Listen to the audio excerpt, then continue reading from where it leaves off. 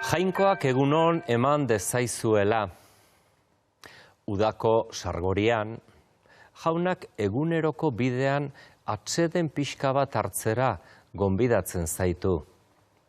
Eukaristiak berak, aintzin garaietan izen hau ere izan zuen. Refrigerium, hau da, freskagarria. Jaunak, badaki maiz nekagarriak direla gure saiakerak, lanak, hartu emanak, eta argatik bere xamurtasun eta errukiaz estaltzen gaitu bere itzal paregabe azpian.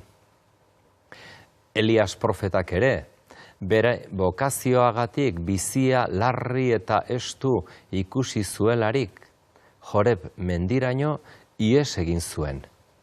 Eta han nolabait koba zulo batean aurkitu zuen babesa. Baina jaunak gonbidatu zuen handik ateratzera. Berak bere aurrean agertzeko asmoa zuenez. Agian, zuk ere adiskide, gaurkoan olako esperientzia baten aurrean egon zaitezke.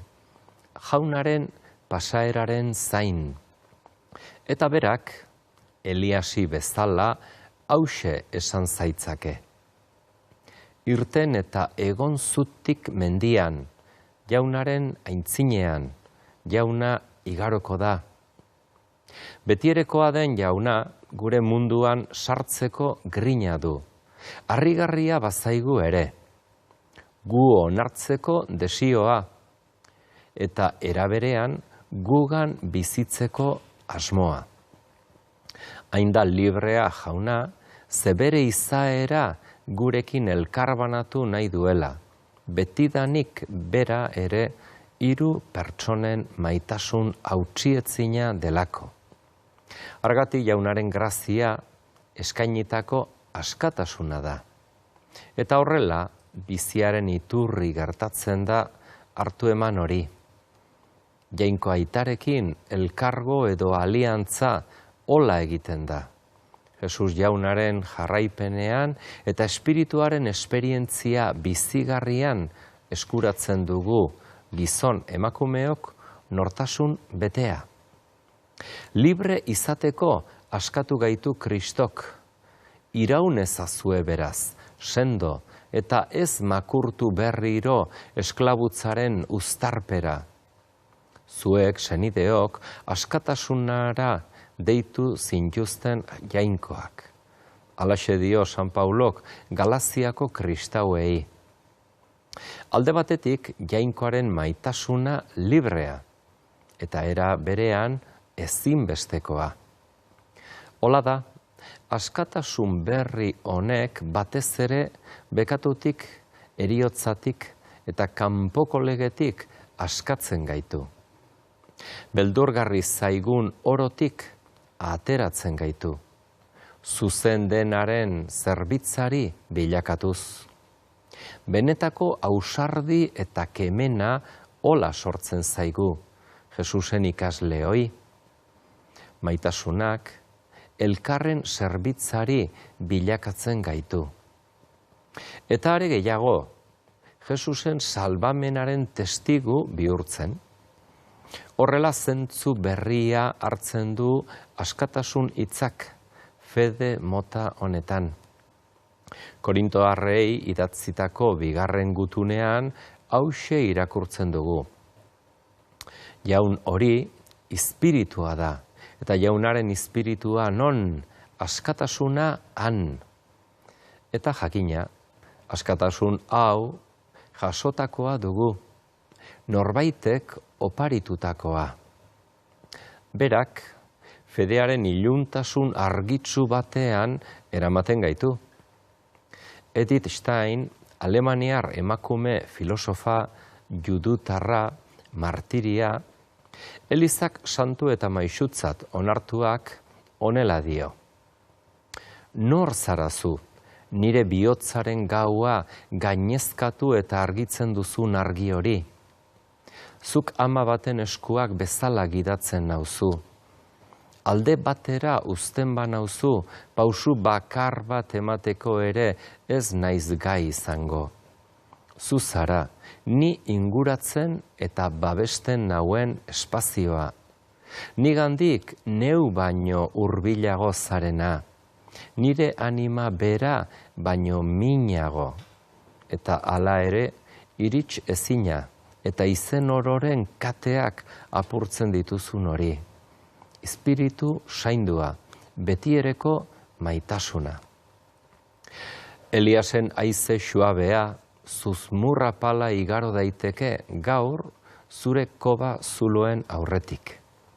Hortxe da, jainkoaren espiritua gu askatzeko grinaz, eta ez zalapartatsu, isil baizik, ez arro, apal baizik, erabateko errespetuaz eta begirunez gurekin bat egitearren itxaroteko beti prest dagoena.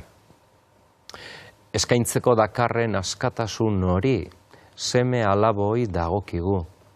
Argatik, erantzuna ere parekoa behar du izan, librea, eskerronez betea, pozkarioz bizitzeko dena.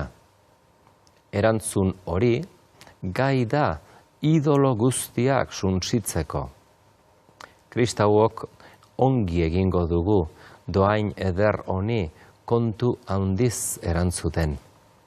Zeren guk ez dugu ideia bat jarraitzen, ez dugu sistema bat gurtzen, maitasuna dugu eskertzen. Eta senidea maitatuz diogu jainkoari erantzuten. Eliasek bere bokazioari ekin zion, bere herrira itzuliz.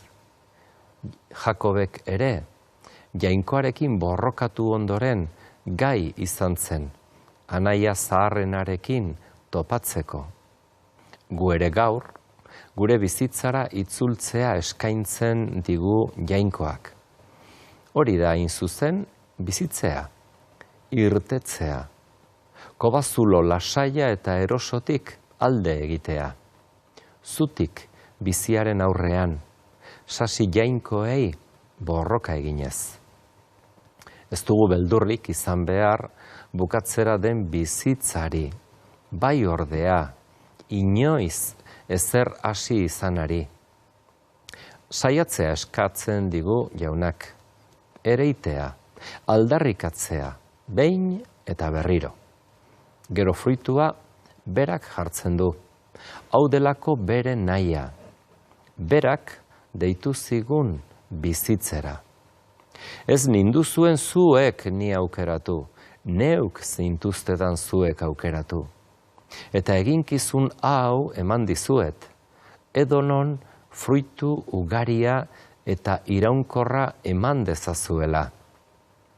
Nire izenean, aitari eskatuko diozuen guztia eman egingo dizue. Horiek Jesusen hitzak. Eskainitako askatasunak hemen du azkenik zentzu betea. Senide, askatasun berri eta poz honetan igaro ezazu, igande eder bat.